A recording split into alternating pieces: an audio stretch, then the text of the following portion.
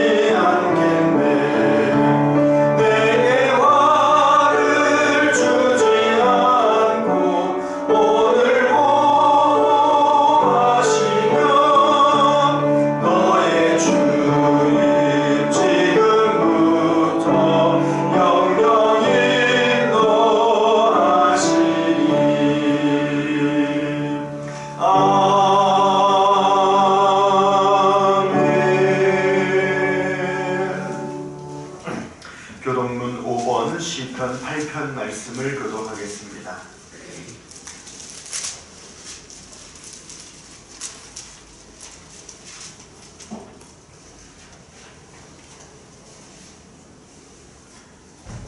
여호와 우리 주여, 주의 이름이 온 땅에 어찌 그리 아름다운지요. 주의 영광이 하늘을 덮었나이다. 주의 대적으로 말미암아 어린 아이들과 젖먹이들의 입으로 권능을 세우시며 이는 거스들과 보복자들을 감당하게 하려 하심이니이다.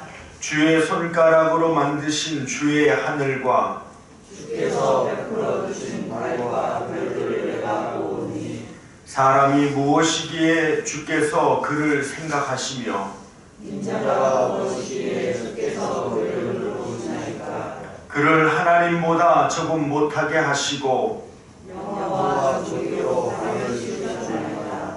주의 손으로 만드신 것을 다스리게 하시고 만물을 그의 발 아래에 두셨으니 곧 모든 소와 양과 들의 짐승이며 공중의 새와 바다의 물고기와 바다에 다니는 것이니라. 여호와 우리 주여, 주의 이름이 온 땅에 어찌 그리 아름다운지요. 아멘. 다같이 신앙 고백 드리겠습니다.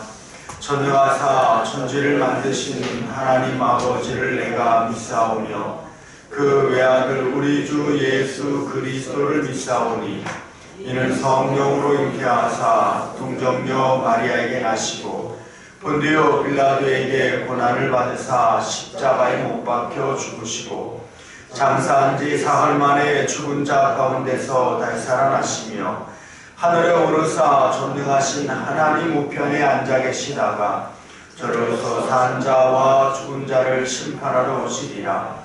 성령을 믿사오며 거룩한 공예와 성도가 서로 통하는 것과 죄를 사하여 주시는 것과 몸이 다히 사는 것과 영원히 사는 것을 믿사옵나이다. 아멘.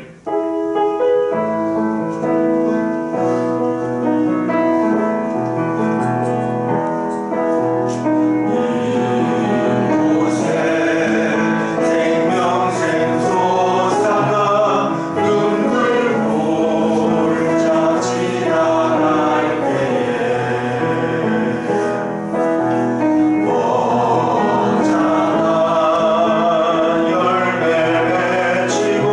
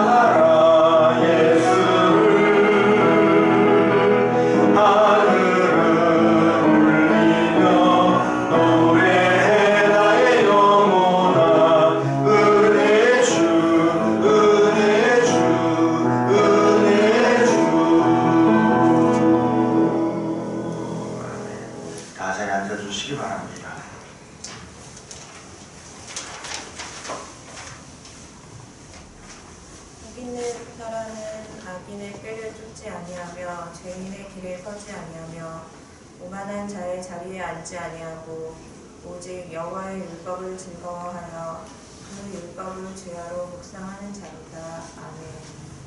사랑의 하나님, 오늘도 귀한 주일로 우리를 불러주시고 인도하여 주신 은혜를 감사드립니다. 2021년이 시작된 것이 엊그제 같은데 벌써 1월의 시간이 다 지나감을 보게 됩니다. 1월 한 달 동안도 우리를 사랑해 주시고 지켜주신 은혜를 감사하면서 2월을 또 아름답게 시작할 수 있도록 도와주시옵소서. 주님, 코로나로 인해 환경과 변화 속에서 많은 시간을 보냈습니다. 이제는 이렇게 지내는 것이 무척이나 자연스러워진 요즘 우리의 신앙과 환경을 더욱 붙잡아 주시옵소서. 주님, 우리의 믿음과 삶을 더욱 붙잡아 주시고 인도하여 주시길 바라옵니다. 또한 아직도 여러 환경과 조건 속에서 주님께 나오기 어렵고 힘든 성도들이 있습니다. 그들을 더욱 붙잡아 주시고 인도하여 주시옵소서. 어디서나 주님의 사랑과 인도하심을 느끼고 주님과 함께 호흡할 수 있도록 도와주시옵소서. 주님, 오늘도 귀한 주님의 말씀을 듣습니다. 먼저는 늘 말씀을 연구하시고 묵상하시는 목사님을 단위에 세워주심을 감사합니다. 언제나 말씀을 묵상하고 연구하실 때마다 도와주시고 주님의 귀한 능력과 인도하심이 가득하도록 인도하여 주시옵소서. 오늘도 주님의 말씀으로 우리에게 말씀해 주시고 느끼게 하여 주시사 위로가 필요한 자에게는 위로를, 사랑이 필요한 자에게는 사랑을, 확신이 필요한 자에게는 확신을 주셔서 주님의 귀한 능력과 사랑이 우리 모두에게 함께할 수 있도록 도와주시옵소서. 주님, 특별히 몸이 아픈 자들을 더욱 인도하여 주시고 치료하여 주셔서 함께하여 주심으로 하나님의 능력이 가득하도록 인도하여 주시옵소서.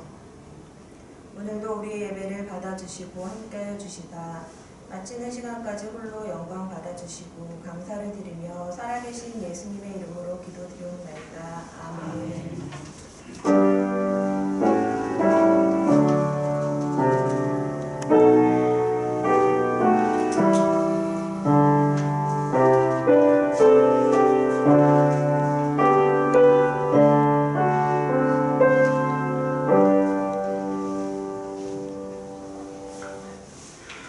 찬송가 35장 찬양 드리면서 준비한 예물 드리는 시간을 갖도록 하겠습니다.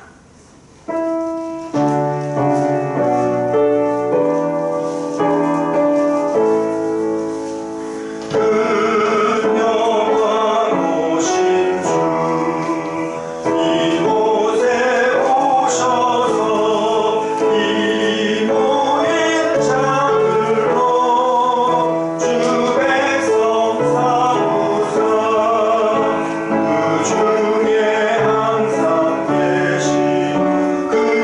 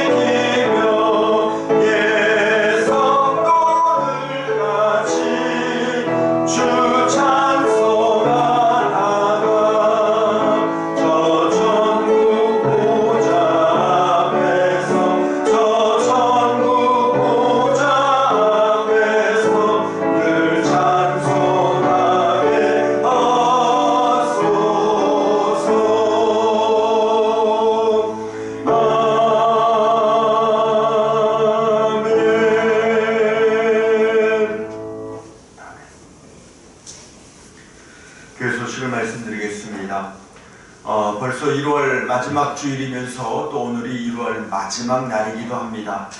지난 한 달 동안 여러분 참 수고 많으셨습니다. 그 어느 때보다도 새해를 시작한다는 그런 마음도 별로 들지 않고 여전히 코로나로 인해서 우리가 힘겨운 시간들을 보내고 있는 동안에도 또 시간은 가고 시간이 가면서 인생도 흘러가는데 그냥 흘려보내지 않고 하나님 앞에서 하나님의 자녀답게 살아가는 한 달이 참으로 귀하고 감사합니다. 특별히 릴레이 금식 기도를 통해 기도로 시작한 모든 성도님들께 깊은 감사를 드립니다.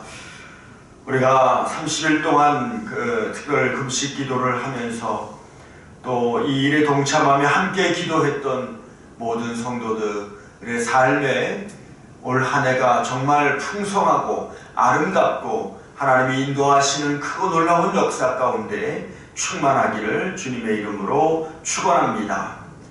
오늘 오후 예배를 마치고 우리 원로 장로님들과 함께하는 연석회의를 위해서 기도해 주시고 원로 장로님들의 건강을 위해서 더 많이 기도해 주시기를 바랍니다. 다음 주에는 척사 대회가 있습니다. 올해는 어려움 중에 온 성도들이 함께하는 연합의 시간을 갖기 위해서 당회에서 진행합니다. 모두가 함께 해주시고 또 이를 통해서 또 성도들이 함께 한 마음으로 한 해를 시작해 갈 수 있는 기회가 될 수 있도록 함께 해주시면 감사하겠습니다. 연말정산 서류가 필요하신 분은 정민희 권사님에게 연락해 주시기를 바랍니다. 금주에 성전 청소는 기쁨 목장에서 청소를 했고 다음 주에는 샘물 목장에서 성전을 청소하도록 하겠습니다. 금주 강단은 이태진 장로님 가정이 드렸고 다음 주는 송영은 집사님 가정이 드리도록 하겠습니다. 기도드리겠습니다. 고맙고 감사하신 아버지 하나님, 하나님의 귀한 은혜와 사랑을 감사드립니다. 오늘도 우리를 하나님의 전으로 불러주시고 하나님 앞에 나와 예배드리게 하여 주시니 감사합니다. 아버지 하나님, 참 어려운 때입니다. 이 어려운 때에 예배자로 우리를 세워주셨고 또 예배를 통해서 하나님의 자녀임을 다시 한번 확인하며 그 믿음 가운데 서게 해주시니 감사합니다. 지난 한 달 동안 또 우리 주님의 그 모든 성도들을 건강하게 지켜주시니 감사합니다. 아버지 하나님, 지난 목요일에는 수술을 한 성도와 시술을 한 성도도 있습니다. 하나님의 은혜 안에서 잘 할 수 있도록 지켜주시니 감사합니다. 이제 더욱 건강해서 아버지 하나님의 은혜 안에서 하나님을 찬송하기에 부족함이 없는 성도들이 되게 하여 주옵소서. 아버지 하나님, 이 시간에 또 손을 들어 주님 앞에 귀한 예물을 드립니다. 우리 예물을 받으시고 이 예물을 통해서 하나님께 찬송과 영광을 올려드리게 하여 주옵소서. 아버지 하나님, 범사에 감사하며 감사 예물을 드립니다. 주께서 감사하는 자의 삶을 기억하시고 그 감사하는 자의 삶을 통해서 하나님의 크고 놀라우신 역사가 충만하게 하여 주시옵소서. 주님의 이름으로 번제물 드립니다. 주님, 사랑하는 자녀, 우리의 가정, 이 기도 제목을 주님 앞에 내려놓고 드리는 이 번제 위에도 하나님이 함께 하시고 하나님의 크고 놀라우신 은혜가 주님의 나라와 영광 가운데 온전히 세워지게 하여 주옵소서. 아버지 하나님, 또 주님 앞에 사랑 나눔과 전도 예물을 드립니다. 주님, 올해도 어려움 중에 주님의 이름으로 이 땅에 죽어가는 영혼이 살아나기를 소망하며 전도 예물을 드리고 또 이 땅에 그리스도의 사랑이 온전히 증거되어지기를 소망하여 사랑 나눔의 예물을 드립니다. 아버지 하나님, 이 귀한 예물들을 통해서 생명이 살아나고 또 사람들의 마음이 따뜻해지는 그 풍성한 은혜가 가득하게 하여 주시옵소서. 아버지 하나님, 이 시간에 또 주님의 이름으로 11조임을 드립니다. 이 예물 위에도 함께 하시고 하나님의 크고 놀라우신 은혜 안에서 주님, 1월 한 달 동안도 수고하고 헌신하게 해주셨다가 귀한 예물을 주님께 드릴 수 있도록 그 믿음을 지켜주시니 감사합니다. 가정마다 아버지 하나님, 날마다 하나님이 채우시는 은혜가 무엇인지를 감사할 수 있는, 찬송할 수 있는, 그래서 하나님께 엎드림이 기쁨이 될 수 있는 그런 성도들의 11조가 되게 하여 주시옵소서. 아버지 하나님, 이 시간에 또 우리 어린 자녀들이 주님 앞에 11조임을 드립니다. 김희재 드리고 김이우가 드리며 이지한 어린이가 드립니다. 하나님, 일일이 우리 어린 자녀들의 심령을 기억해 주시고 주께서 그 아이들의 삶을 하나님의 거룩한 은혜 안에서 채워주심으로 인해 너의 길을 여호와께 맡기라 라고 올 한 해 우리가 우리의 심령에 선포하듯 아이들의 길을 우리 주님이 맡아주심을 보게 하여 주시옵고 그 은혜 가운데 자라게 하여 주시옵소서. 예수님의 이름으로 기도드리옵나이다. 아멘. 네, 하나님의 말씀은 시편 31편 15절에서 19절 말씀입니다. 시편 31편 15절에서 19절 말씀입니다.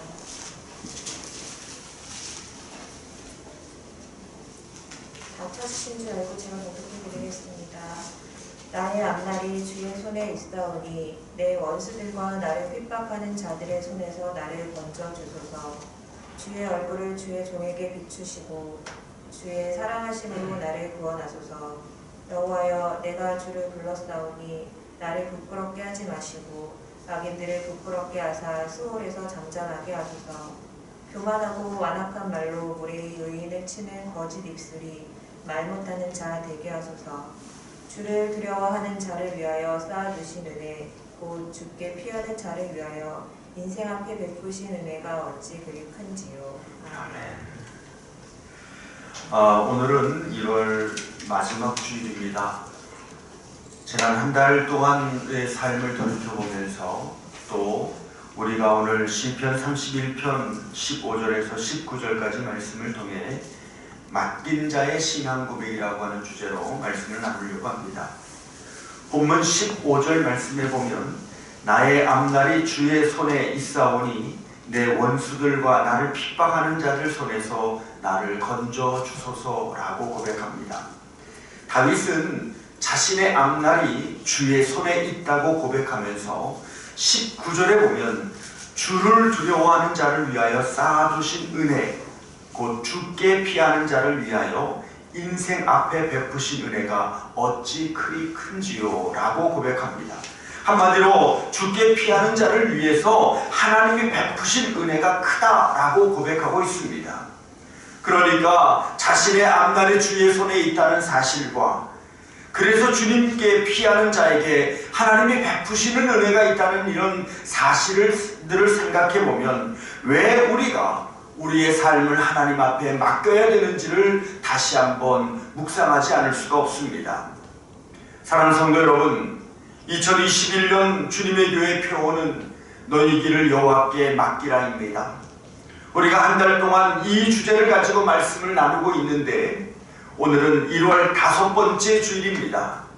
그래서 오늘 나누고 싶은 말씀은 우리가 인생을 살아가면서 그 인생 길에서 수없이 많은 일들을 만나게 되는데 그 일들에 대해서 어떻게 해석하고 어떻게 주님께 맡겨야 되는 것인가를 생각해보는 시간을 가지려고 합니다. 주님께 우리의 길을 맡긴다는 것의 진정한 의미는 우리가 성숙한 성도가 되어야 하는 것입니다. 그래서 그런 믿음을 갖기 위하여 우리가 하나님께로 가는 길이 어떻게 이루어지고 어떤 과정을 통과하게 되는지를 잘 알아야 합니다. 우리의 인생을 믿음의 관계로 보면 믿기 전의 삶이 있고 믿고 난 이후의 삶이 있고 그 다음에 천국에 들어가서 영원히 사는 삶으로 나누어지는 것을 볼 수가 있습니다. 그런데 우리가 하나님을 믿을 때는 믿기 전이든 전도서에 나오는 말씀처럼 모든 인생은 형통함과 곤고함을 만나게 되는데, 이것은 하나님이 우리 인생을 이렇게 이끄시고 있다는 것입니다. 그래서 어떤 인간이든 영원히 형통한 사람이 없고 영원히 곤고하기만 한 사람도 없는 것입니다. 이런 인생 속에서 우리가 믿음을 확실하게 붙들고 우리의 길을 여호와께 맡기는 신앙생활을 하기 위해서는 내게 주어진 모든 상황 속에서 더 깊이 하나님을 알아가야 되는 것입니다. 한 사람이 하나님을 모르고 인생을 살다가 하나님을 알면 믿음을 갖게 됩니다. 그런데 한 사람이 믿음을 갖게 되는 과정을 보면 마치 한 아이가 이 세상에 나오는 건 순간처럼 보여지지만 그 생명이 태어나기까지 어머니는 10개월이란 잉태의 과정을 갖는 것처럼 구원을 받는 것은 순간이지만 구원을 받기까지 믿음이 잉태되는 과정이 있습니다. 요한복음 3장 1절 말씀에 보면 바리새인 중에 니고데모라는 사람이 있습니다. 이 사람은 유대인의 지도자다라고 이렇게 말씀하고 있는데, 유대인의 지도자라고 말하는 것은 성경에 대해서 박사이며 성경을 가르치는 지도자라는 말입니다. 그런데 성경에 대해 박사고 성경을 가르치는 이 니고데모라는 사람이 지금 영적으로 방황하고 있습니다. 요한복음 3장 2절 말씀에 보면 영적으로 그가 방황하다가 예수님에 대한 소문을 듣고 밤에 예수님을 찾아갔습니다. 니고데모가 밤에 예수님을 찾아갔다는 것은 율법을 가르치는 선생인 자기가 예수님을 찾아가서 자기 목마름에 대한 문제를 나누는 것을 사람들에게 보이기 싫었기 때문에 그렇습니다. 그런데 그가 밤에 예수님을 찾아간 것에 대해서 성경이 말하는 것은 지금 니고데모가 인생의 길을 찾을 수 없어 방황하고 있다는 것을 말씀하고 있습니다. 니고데모를 보면서 우리가 생각해야 할 것이 있습니다. 사람들은 모두 자기 멋대로 삽니다. 세상의 방법대로 삽니다. 자기가 경험한 것이 전부인 것처럼, 자기가 생각한 것이 옳은 것처럼 자기 뜻대로 살아갑니다. 그러다가 어떤 사람은 아무것도 모른 채 그냥 살다가 죽기도 하고, 어떤 사람은 내가 열심히 살고는 있지만 내 속이 텅 비어 있구나라는 것을 깨달으며 공허한 인생을 살아가기도 합니다. 그래서 돈으로 채우고 성공으로 채우고 자기 욕망으로 채우지만 여전히 비어 있습니다. 이것을 인생에 있어서 밤이라고 표현하고 있습니다. 지금 니고데모는 자기 인생의 밤을 만나서 목마름의 시간을 지나가고 있습니다. 믿음을 잉태하는 시간은 내 인생이 목마를 때입니다. 많이 가졌는데 목마르고, 많이 알고 있는데 길을 도저히 찾을 수가 없습니다. 그런 니고데모가 예수님을 찾아오면서 믿음은 내 인생의 밤에 찾아올 때 잉태되는 것이라는 것을 생각해 보게 됩니다. 평안이 없습니다. 다 잘 되는 것 같은데 허전합니다. 어떤 사람은 너무 안 돼서 불안하고 너무 없어서 불안합니다. 그래서 하나님이 사람들을 만나기 위하여 준비하신 도구가 목마름이에요. 아무리 잘 나가는 사람도, 그리고 너무 힘든 사람도 하나님 없이는 반드시 인생의 목마름을 가질 수밖에 없습니다. 그러므로 인생의 목마름은 믿음을 잉태하는 자리가 되는 것이죠. 니고데모는 밤에 주님을 찾아갔습니다. 그때 예수님이 요한복음 3장 3절에 보면 이렇게 말씀해 주셨습니다. 진실로 진실로 내게 이르노니 사람이 거듭나지 않으면 하나님의 나라를 볼 수 없다. 니고데모가 목마른 이유는 예수님을 만나지 못했기 때문입니다. 그러므로 사람이 인생을 살면서 느끼는 목마름을 해결할 수 있는 분은 주님밖에 없다는 것을 믿으시기 바랍니다. 그래서 인생의 목마름은 믿음을 잉태하는 자리가 되는 것입니다. 요한복음 19장에 보면은요, 예수님이 십자가에 못 박혀 돌아가셨습니다. 그리고 나서 이제 운명하신 것을 확인하고 십자가에서 내렸을 때 아리마대 요셉이라는 사람이 세마포를 가지고 와서 예수님을 쌌습니다. 그때 니고데모가 그 자리에 향유를 들고 왔어요. 예수님의 제자들도 다 도망간 그때 오히려 니고데모는 향유를 들고 올 정도라면 그날 밤 그는 예수를 영접했고, 그리고 그는 다 더 이상 자기 인생의 목마름의 삶을 살지 않았음을 알게 될 것입니다. 니고데모는 주님의 온몸에 그 향유가 깊게 배도록 자기 손으로 일일이 발랐을 것입니다. 그 당시에 시신을 만진다는 것은 율법을 가르치는 선생님으로는 절대로 해서는 안 된다는 것을 너무나 잘 알고 있습니다. 왜냐하면 시신을 만지면 부정해지는데, 부정해지면 14일 동안 절대로 예배에 참여할 수가 없습니다. 성전에 들어갈 수가 없습니다.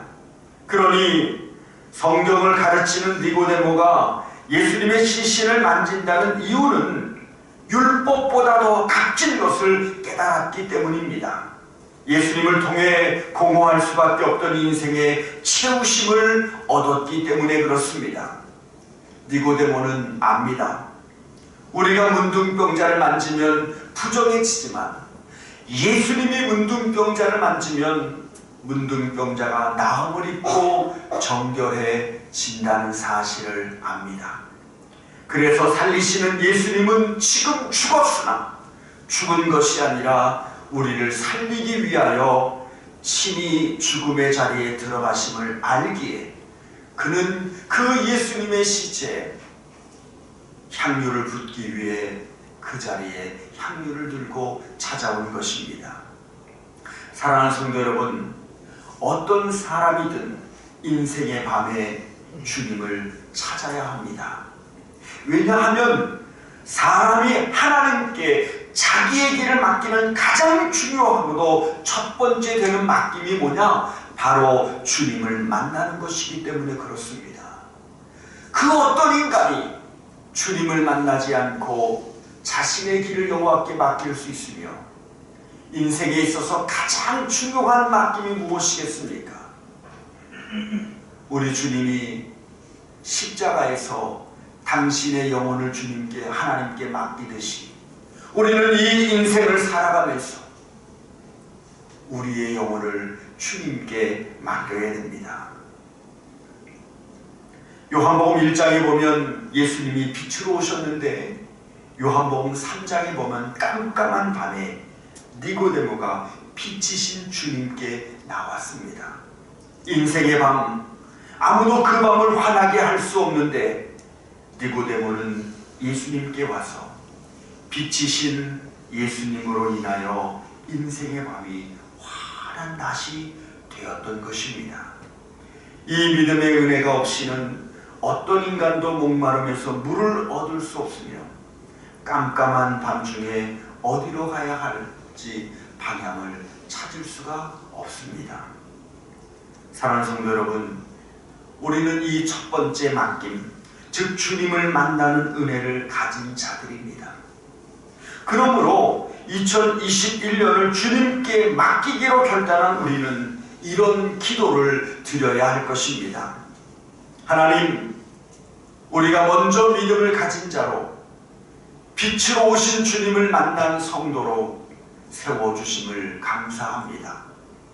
그러므로 우리가 이 땅을 살아가면서 내가 만난 사람들 중에 인생의 밤을 지나가고 있는 사람이 있다면 그 사람에게 선한 사마리아인처럼 머물고 돌보는 자가 되게 해 주시옵소서.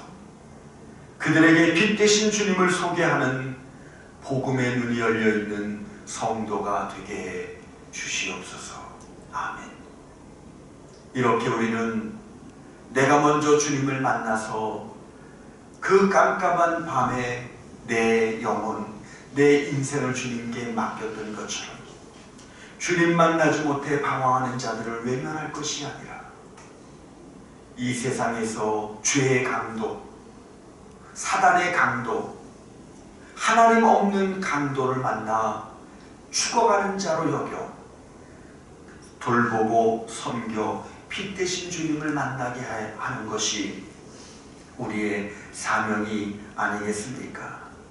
인생의 목마름을 통과하고 있는 사람들이 눈에 보이는 성도, 그래서 그들에게 빛이 되신 주님을 소개하는 것이 자기 길을 주님께 맡긴 자의 신앙 고백인 것입니다. 맡긴 자의 신앙 고백을 통해 주님이 준비하신 은혜를 만나는 성도가 되시기를 주님의 이름으로 축원합니다. 오늘 두 번째로 나누고 싶은 것은 하나님께 길을 맡긴 자의 신앙 고백은 고난에서 완성된다는 것입니다.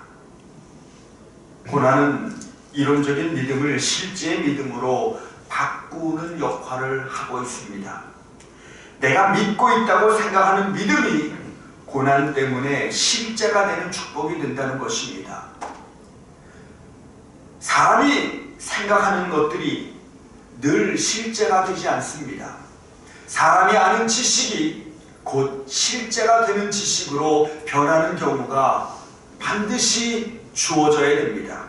그래서 학교를 다니는 학생들에게는 시험을 보는 이 고난을 통해서 실제가 되는 것입니다. 똑같은 교실에서 선생님의 말씀을 듣고 공부를 했지만 어떤 아이는 시험을 통과하는 과정 속에서 그의 지식이 되고 어떤 아이는 시험을 통과하는 과정 속에서 전혀 그것이 그의 지식으로 역할을 하지 못할 수도 있는 것입니다. 그래서 내가 믿음을 가지고 있다고 생각하는 믿음이 고난을 통과하면서 내 믿음이 진짜인지 아닌지를 점검하게 합니다. 그때 이론에 머물러 있던 고백이 실제가 되는 역사를 우리 주님이 세워 가시는 것입니다. 시편 31편 19절 말씀에 보면 주를 두려워하는 자를 위하여 쌓아두신 은혜 곧 죽게 피하는 자를 위하여 인생 앞에 베푸신 은혜가 어찌 그리 큰지요. 하나님은 우리가 고난을 통과할 때 어떤 은혜를 베풀고 계십니까? 많은 분들이 성경 말씀 속에서 제일 이해하지 못하는 것 중에 하나가 하나님이 욥을 사단에게 내준 것입니다. 하나님도 그 욥의 믿음을 자랑할 만큼 굉장히 경건한 사람 욥입니다. 이 사람 욥을 사단이 와서 그를 시험하겠다고 했더니 하나님이 그만 이 사단에게 욥을 내어준 것입니다. 어떻게 그럴 수 있을까? 욥이 어떤 고난을 받을지 뻔히 알면서 그 고난이 인간이 당하기에 얼마나 처절한지를 하나님이 모르지 않을 텐데 어떻게 내줄 수가 있을까?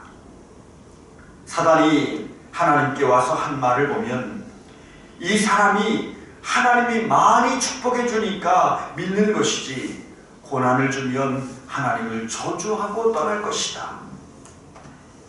사랑하는 성도 여러분, 사단은 우리의 믿음이 고난이 있을 때의 믿음과 형통할 때의 믿음이 다르다는 것을 자꾸만 증명하려고 합니다.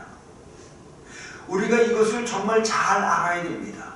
인생을 살아가면서 사단은 끝없이 하나님 앞에 고난이 있을 때의 믿음과 형통할 때의 믿음이 이렇게 다르다라고 말해주고 싶어 합니다.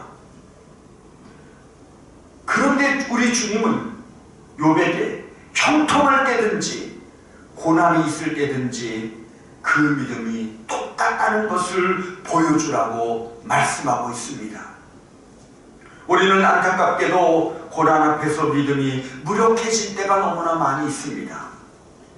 그래서 고난은 마치 우리 믿음을 무너뜨릴 수 있는 힘이 있는 것처럼 우리는 고난이 오면 너무 쉽게 고난 앞에서 믿음이 무너지는 것을 보게 됩니다. 그래서 우리는 사단에게 한 번 해보라고 욥을 내어준 것을 이해할 수가 없습니다. 굳이 사단의 그런 요청을 응하지 않으셔도 되는데 왜 해보라고 하셨을까? 이것을 이해하기 위해서 우리가 반드시 생각해야 될 것이 하나 있습니다. 하나님이 욥을 사단의 손에 내어줄 때 하나님의 마음은 어떠하셨을까? 그저 시험 삼아, 그저 욥이 성공하면 좋고 실패하면 어쩔 수 없지, 그런 마음이시겠습니까? 이 시험으로 욥이 완전히 무너지고 깨지기를 바라셨을까요? 아니면 이기기를 바라셨을까요? 이 질문을 우리에게 적용하면 우리가 고난을 받았을 때 하나님은 그 고난 앞에서 다시 못 일어나도록 우리의 믿음이 깨지기를 바라실까? 아니면 믿음으로 이기기를 원하실까? 여러분 어떻게 생각하세요? 무너지기를 원하신다. 2번 이기기를 원하신다. 1번이에요? 2번이에요? 2번인 줄 믿으시기 바랍니다. 이게 아멘 하고 우리가 믿는데요. 오늘 두 번째로 좀 말씀드리는 것이 바로 그거예요. 아멘 하고 믿는데 내게 고난이 오면 이 아멘이 약해진다는 거예요. 욥이 고난을 당합니다.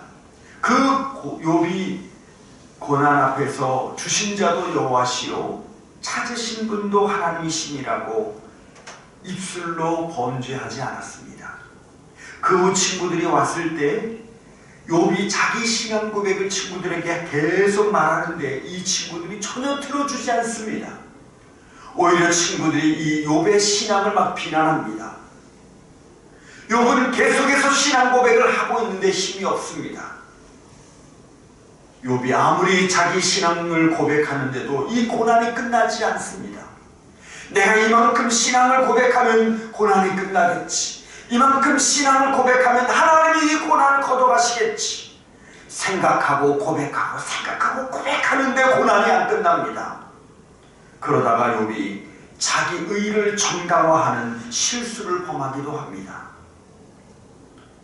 욥기서의 말씀을 보면 믿음의 성숙함은 사람의 성격이나 지식이나 물질이나 성품에서 오는 것이 아니라는 것을 깨닫게 됩니다. 내가 믿음의 성숙을 만들어내는 것이 아니라 하나님의 말씀 안에서 믿음의 성숙이 나온다는 것입니다. 결국 하나님이 욥에게 하시고자 했던 것은 이 욥기서를 통해서 욥, 네 의, 네 믿음, 네 열심으로 한번 이겨봐, 이 말씀이 아니었던 것입니다.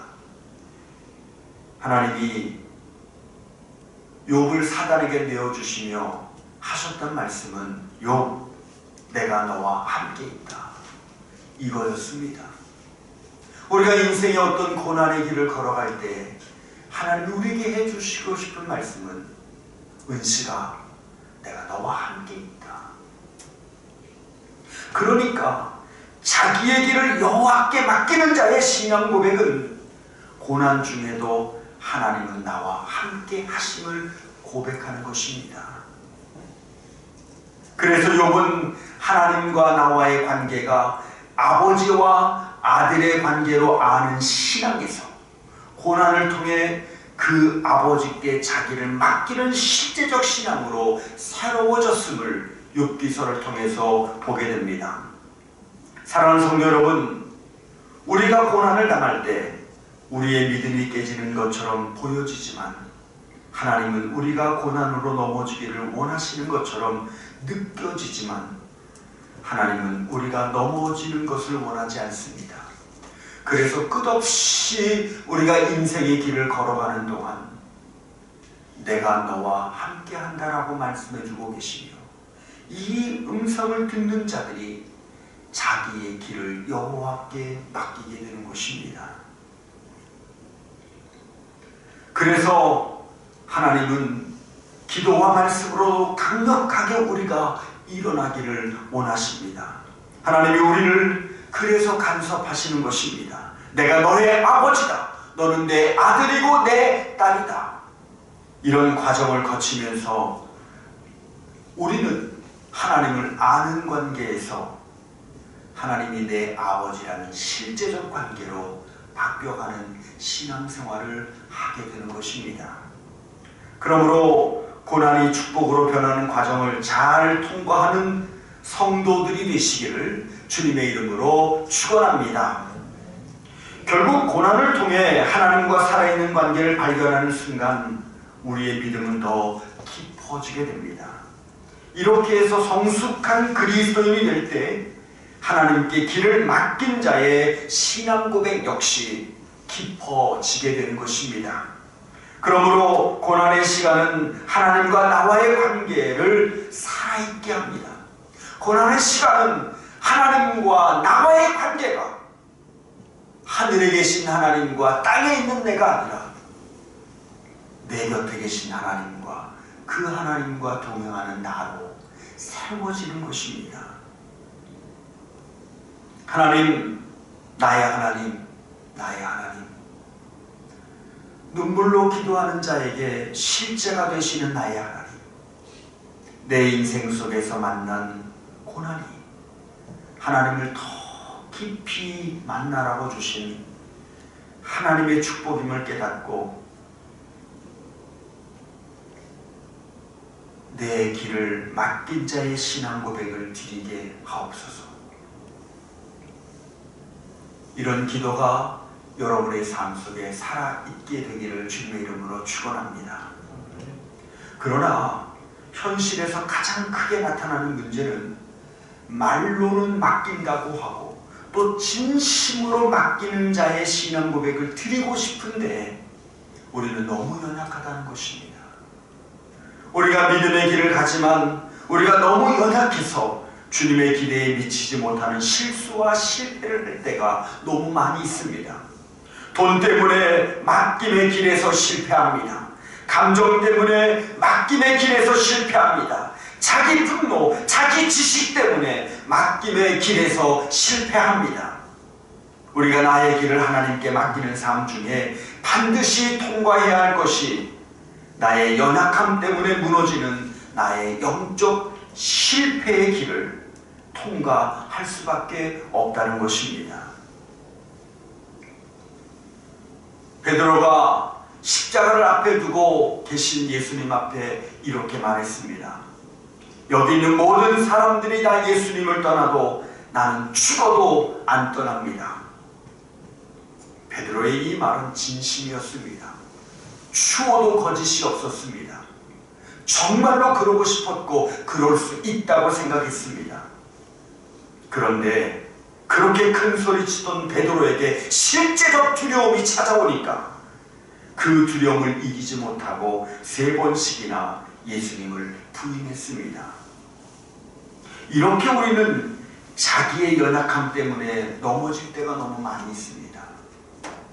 우리가 하나님 앞에 나와서 아멘 하고 하나님 사랑합니다, 하나님을 찬양합니다 라고 말하는 것이 추워도 거짓이 없는 진실한 믿음입니다.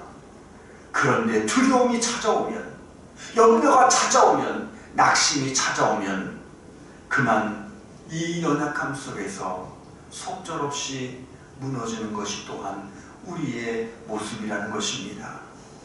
사랑하는 성도 여러분, 우리의 연약함 때문에 무너질 때 하나님의 은혜가 크다는 것을 만날 수 있기를 간절히 원합니다.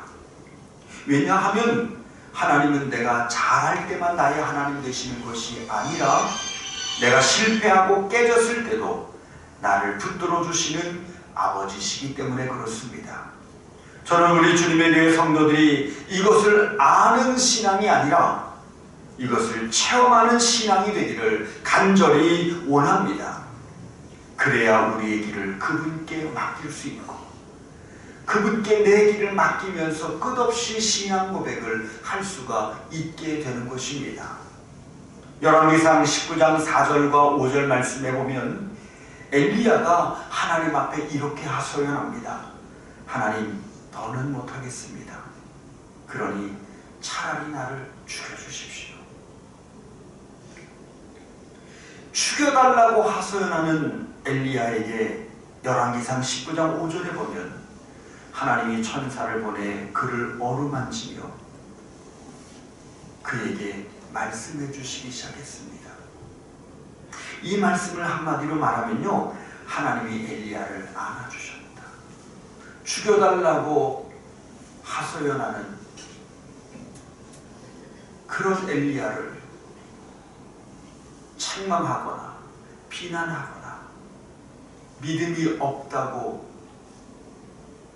제해버리거나 하지 아니하시고 주님이 친히 찾아가서 그를 안아주셨어요.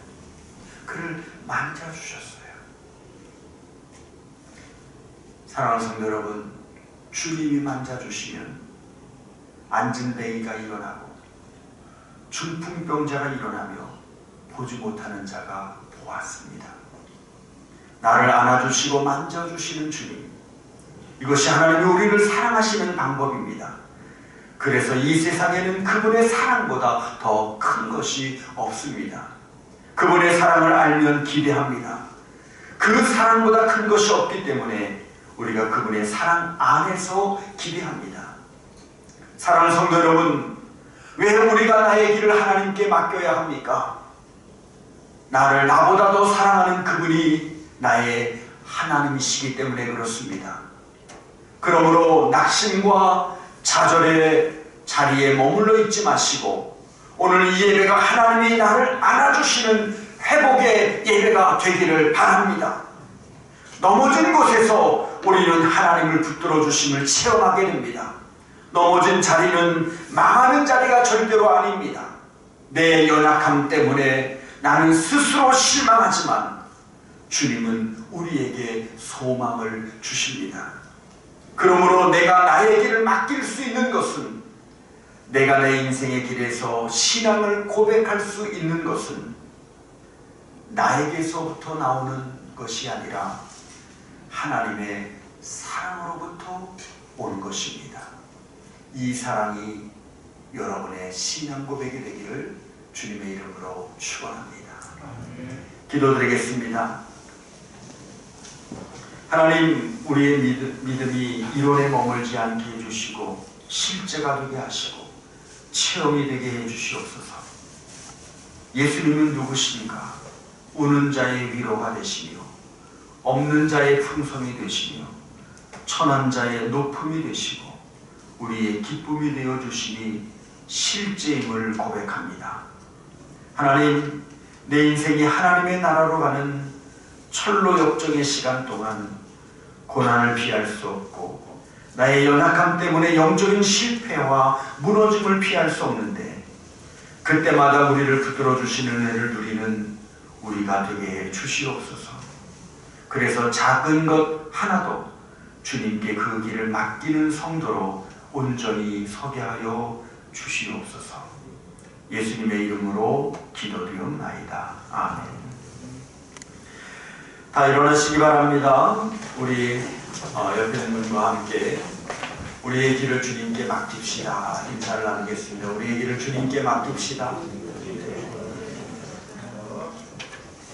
여러분들이 여러분의 길을 주님께 맡기는 과정 속에서 진정한 신앙 고백이 살아날 수 있게 되기를 주님의 이름으로 축원합니다. 주님의 교회와 나는 한 사람을 소중하게 여기며 제자로 세워 사랑과 섬김으로 지역 보호마를 감당하는 동공동체이다. 주님의 교회와 나는 양육과 훈련을 통하여 삶의 질을 높이며 가치를 부여하여 삶을 변화시키는 변화하는 공동체이다. 주님의 교회와 나는 주님의 교회를 세우신 목적을 목회자와 비전을 나누며 함께 세워가는 신앙 공동체이다. 아멘.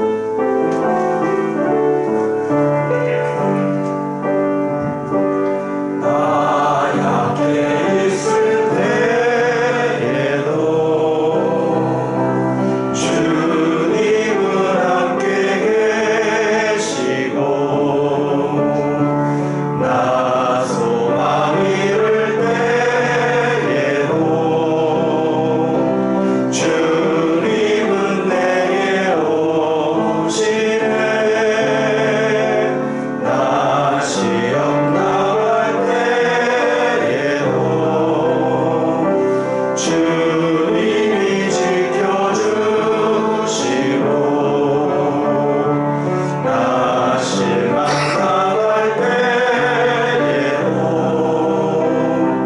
주님이 위로하시네.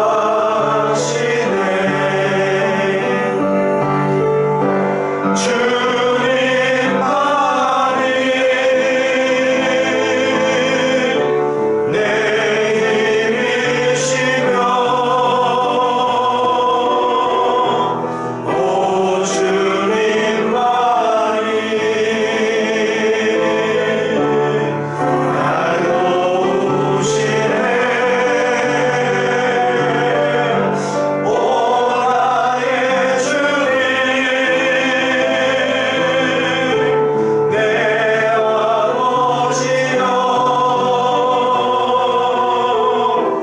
오 나의 주님 내 사랑 우리 오른손으로 들고 주님만이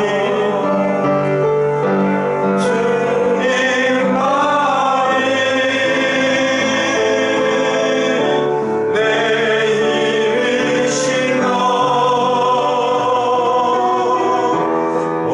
주님만이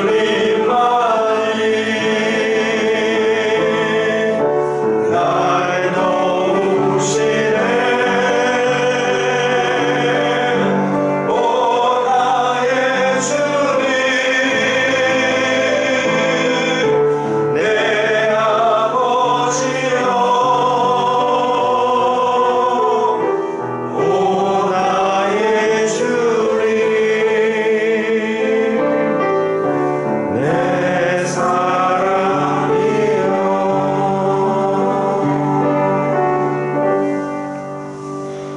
이제는 우리 주 예수 그리스도의 은혜와 아버지 하나님의 지극하신 사랑하심과 성령님의 감화 감동 역사하심이 나의 길을 하나님께 맡기고 맡겼으니 하나님이 알아서 해주십시오 라고 말하는 어리석은 자가 아니라 맡겼기에 이 맡김의 신앙 고백을 통해서 더욱 하나님과 가까이 가기를 소망하는 사랑하는 성도들의 모든 신앙 고백 위에 이제로부터 영원토록 함께 하시기를 간절히 축원하옵나이다. 아멘.